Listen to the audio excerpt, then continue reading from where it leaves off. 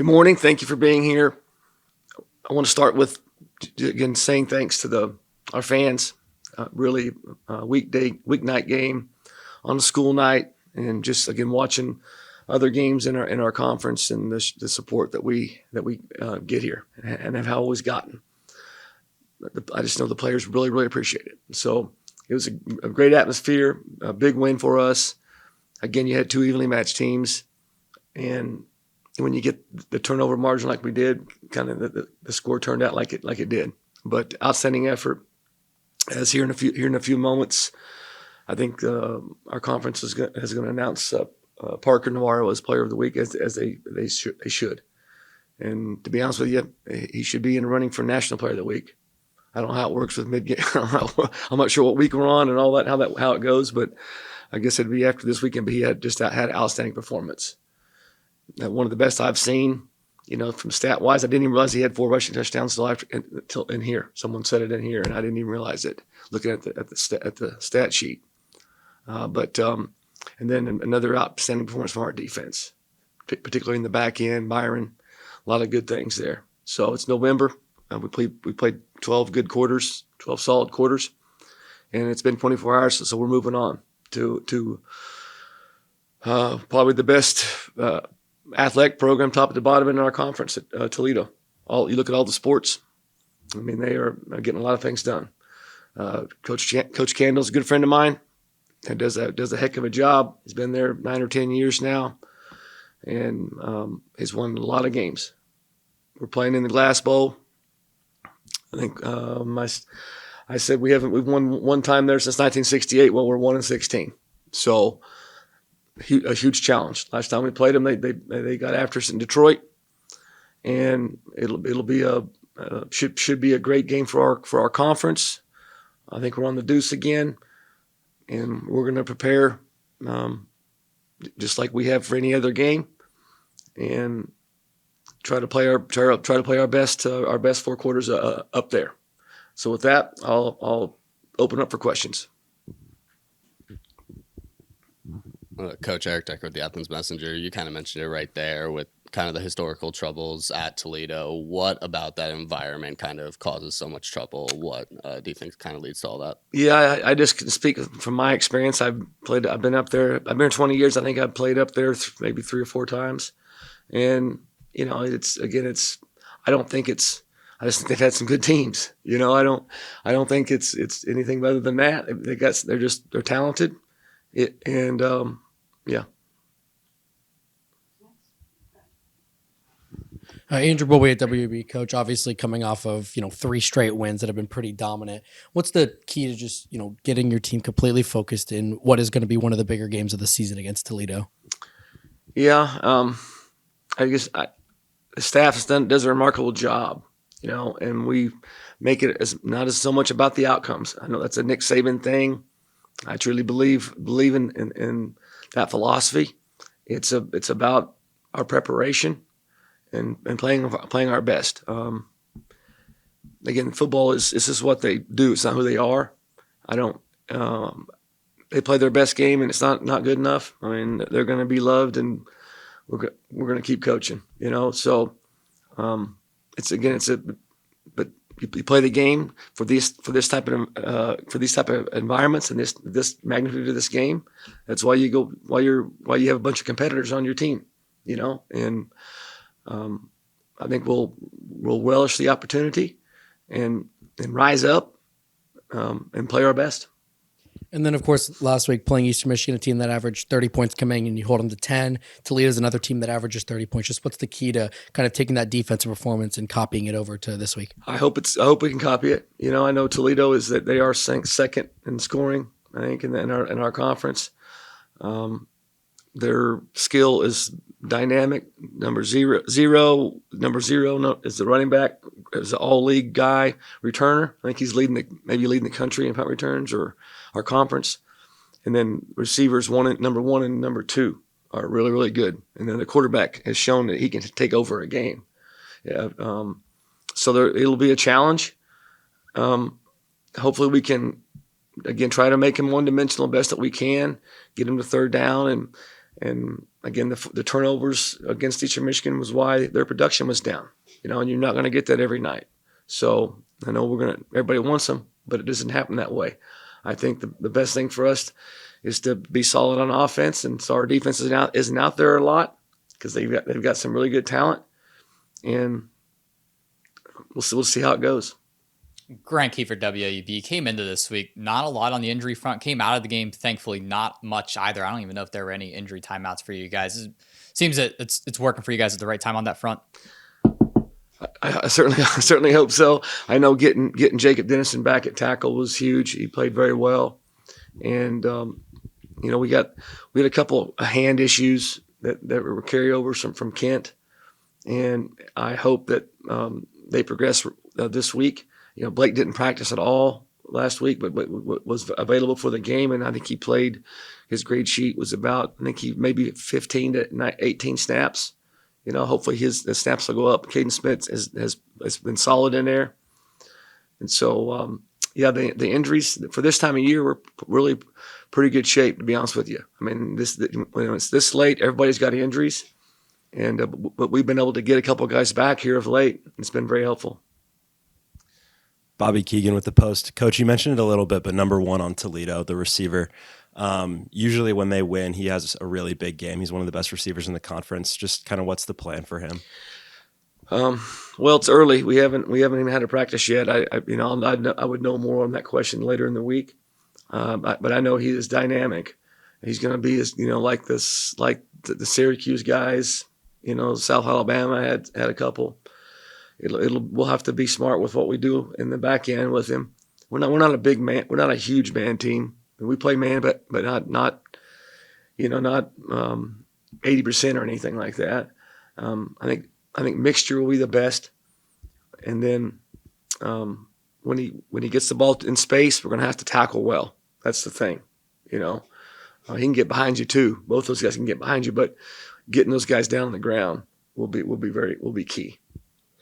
Coach, kind of looking back at the Eastern game a little bit, you mentioned how the secondary kind of showed out in that one, especially kind of with the reintroduction of Adonis about a month ago or whenever that was. Just what has he kind of done to the secondary and to kind of lead? I think his leadership has really shown. I mean, he brings a lot of energy to the game.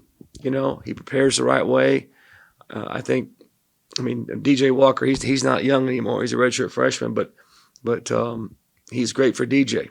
And I think that just the leadership piece of this. I mean, he's voted by his peers as a team captain, and he's a physical presence. You saw. I mean, you see him on Ben's interception. I mean, he's right there, man. He's a safety, and he's a defensive end.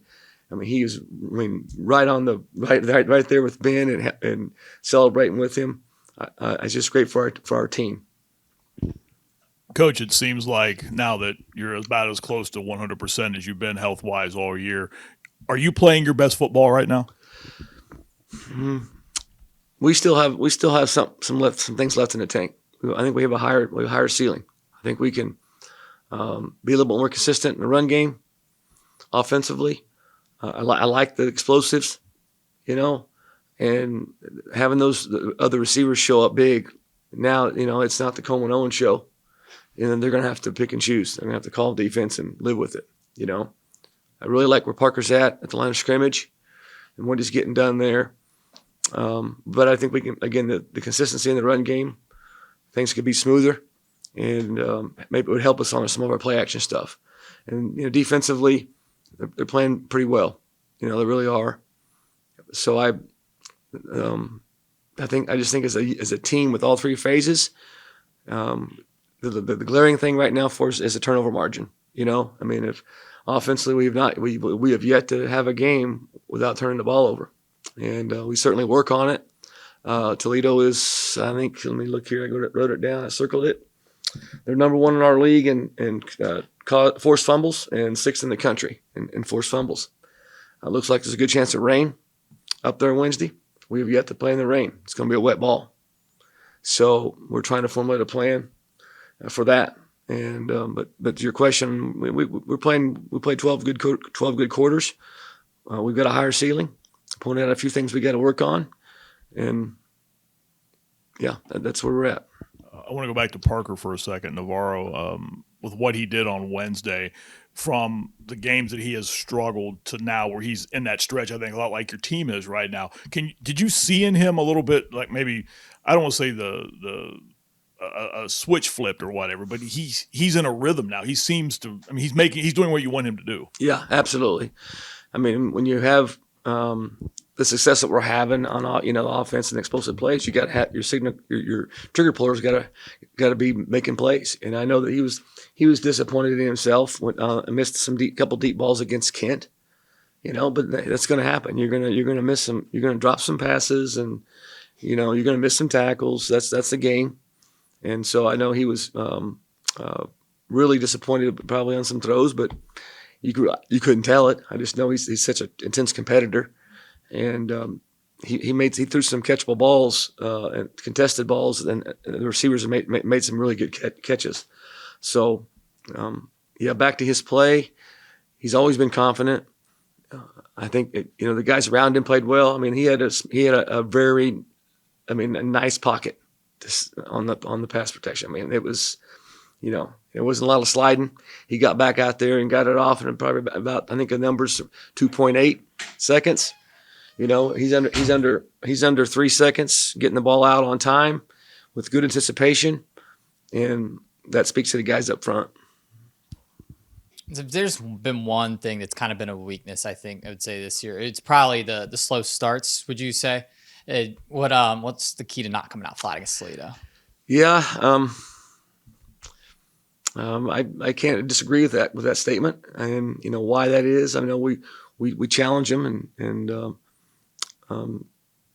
try to get them to come out with energy and have a start fast. Fast start, and sometimes it works out, and sometimes it doesn't. It's like I don't know what the stat is, but the last series before half, right? Who's been better in the country than us on the last series before halftime? We've scored a lot of touchdowns. It seems like on the last series. Why can't that be the first series? It's just one of those. It's one of those weird things. So. Coach, you were talking about, Toledo as a whole and being an athletic program, one of the better programs in the conference. Not a lot of guys on this roster that played against them in the 2022 title game. Just what's the challenge to get these guys ready to play, a program like Toledo that's had so much success over the recent years? I'm sure there's some with our Ohio men on our roster versus the Toledo. There's probably some high school rivalries, that will be interesting, just like there is when we play Kent and the other schools in our league. I think just, again, repeating myself from earlier, the preparation and the process really is the process. And I can sit here and tell you without question that all the eggs are not in the basket. And this is just another game. And sure, we want to win it, but if we play well and don't, we can continue to love these guys, and we're going to go on to the next one. This is not make or break for this program, I can assure you. Coach, after the game the other night, you weren't shy to kind of throw praise towards Coach Brian Smith and kind of the calls that he was playing out there, as well as players on the team. Development throughout the year is kind of key for everyone. 35-plus points in the last 3 games. What have you just seen from his kind of game plan, play calling that's kind of just helped you guys in this way? Eric, I'm really glad you brought that up. I think he called a really good game, really aggressive game. I think his play calling got us into a rhythm.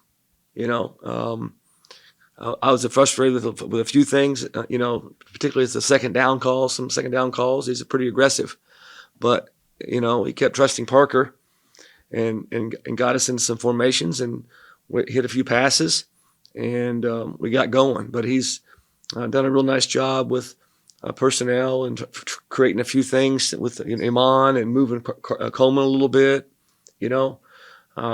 So the aggressiveness on the play calling, different than myself as a play caller.